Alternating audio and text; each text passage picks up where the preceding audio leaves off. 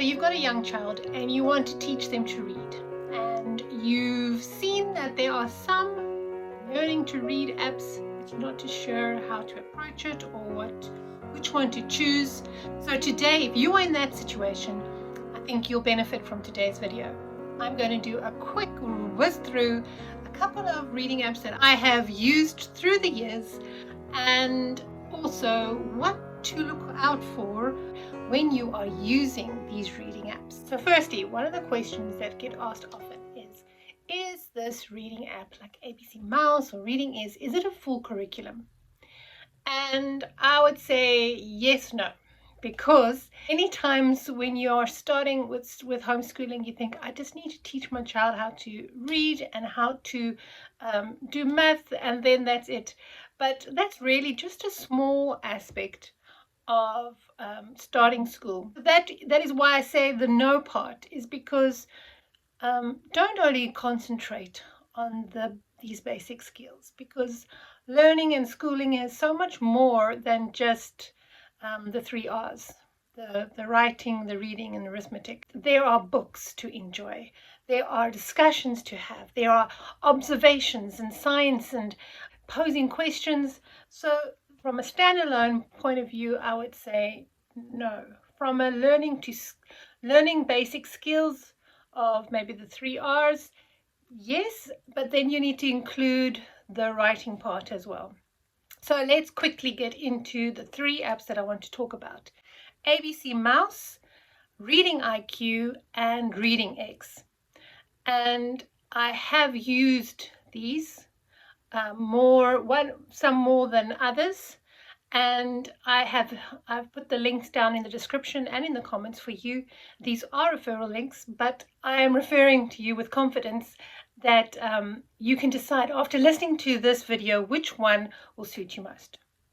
So ABCmouse, I started with that when my child was in grade R, which is pre-grade 1, and it is a very, very cute. It has this little mouse, and it's got a little sort of squeaky voice, and it is very appealing to the younger child, and I would say very, very good for your preschool. It really appealed to him.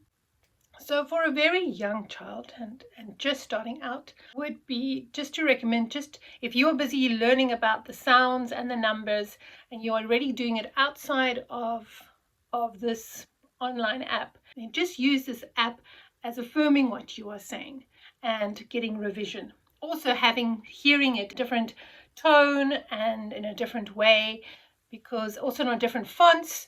So it is great in that sense. And I think I did it maybe for even 2 years. You sort of dip in and dip out, and when you are starting homeschooling, you're busy finding your feet, and you don't always use it every day. So it is really just something nice for you to have when you need a break, and it's something that you can use to just refresh the sounds and the numbers. It does say from 2 to 8 years old, and I started in around 5 years old. Then I'd like to tell you about ReadingIQ. Now ReadingIQ I used for much longer, and with these apps the child also gets a little bit bored. I must warn you for that, because they follow the same they follow the same pattern. So it's great in the beginning, but then it starts becoming predictable. So which is why you can use it as a complementary to what you are doing already with your child, and that you can jazz up and change. So with ReadingIQ, I highly recommend it as a literacy program for learning to read. It worked wonders for my one child. The lessons I think they say it's like from 2 to even 12 years old, because you have your junior phase, you have your the ReadingIQ phase, and then you have Reading Express, which is for the older children, and that goes really into comprehension, like reading with comprehension and following and also following your questions, and it brings in grammar. So it is excellent. You can even take it all the way to the end of your primary school years. It will really give a good foundation. But like I said, it is a little bit predictable. And what is great is if you take a break, which you can, there are diagnostic tests. I think for both of these, probably all apps have this. But what I really found valuable is that when you come back to it again, you can take the diagnostic test and you realize that even though you hadn't been following the lessons because the child has just got older and got more confident, and they sort of learn without really teaching, this is always fascinating to me, how they sort of absorb information and work it out for themselves and actually teach themselves, so that when over time and a few months down the line, when they do the diagnostic test, they are actually much further and haven't been taught that. So yeah, so that's great about these apps, but specifically ReadingIQ. Then my youngest son, it didn't appeal to him. So I was like, oh no, what am I going to do now? But ReadingIQ has something called fast phonics. And he did not want to go through the whole length of a lesson. He just found it too tedious. And it has fast phonics, which is great. It's quick, make good progress. And because he was quicker with reading and grasped the decoding of letters and the sentences, it was that fast phonics worked well for him, and he enjoyed making progress through the different levels. So that is ReadingIQ. And then you get ReadingIQ. That's also being created by the same people as ABCmouse, and it is really, if you are stuck in a stick somewhere and you do not have a library or you do not have readers, it is a wonderful opportunity. There's thousands of grade appropriate and graded readers that you can tap into. I think you can have 3 children on an account, and you can do a diagnostic test to see which level your child fits in. There's fiction and there's non-fiction, and it's just online reading without you having to sift through and see where my child's at. So I'm not too sure that this would really be a great learning to read app, but if you are looking for more practice with reading, and you don't have access to libraries, or you don't have your own readers, this is a wonderful app that you can use online and on your phone, and the readers are right there. You can choose which grade, which level, and also if you want to have fiction and non-fiction.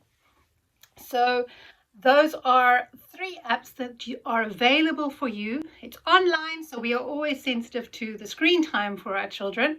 But I have used these for myself personally when I haven't had time. I've had to do something else, or I had to work or be busy in the house. And I say, okay, quickly go do your lesson. And it really worked well.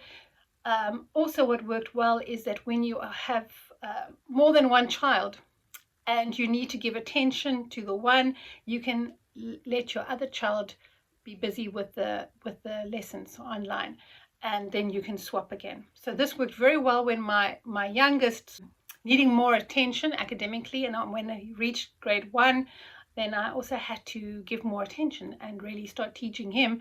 And so my eldest then could carry on with those. I knew that he wasn't being neglected. Because when you're having to include the next child and the next one, it's a bit of a gear shift. You have to first find your feet in your whole routine again, which I think is, if you are there, is completely natural. It does come, but it comes with a bit of time and a bit of trial and error to see. So that's a quick summary of these 3 apps. Something else I would like to add about learning apps is that a child has a learning curve, and you will find it in no matter what you learn, or even if you do something new for the first time. There's going to be a steep learning curve, in that the fact that they learn a lot very quickly, and then you come to a bit of a plateau. And be aware of this plateau, because it lasts for a while, and then they'll go off again. But just be aware of this, that when they reach this plateau, you can give it a break if you need to, or you can slow down, but just be aware that you can't put the same expectations as what they've just gone through, even though you might be tempted to, but they've actually reached a bit of a ceiling now.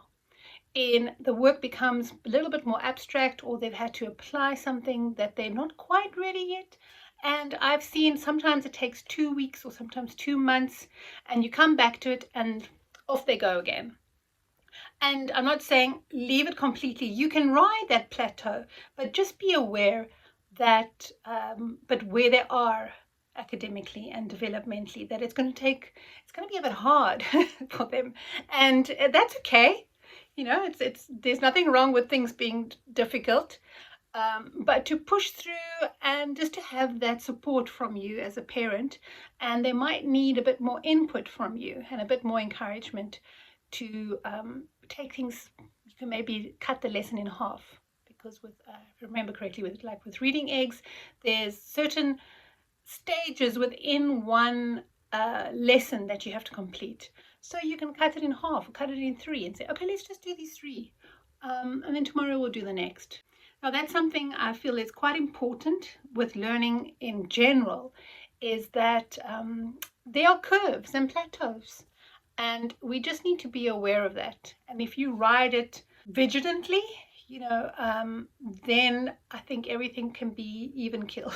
But if we expect the same thing all the time, that's when we can get into a bit of struggles and maybe battle of wills. And just realize if a child is like pushing against something, just check if they haven't perhaps hit a plateau in whichever learning they're busy with.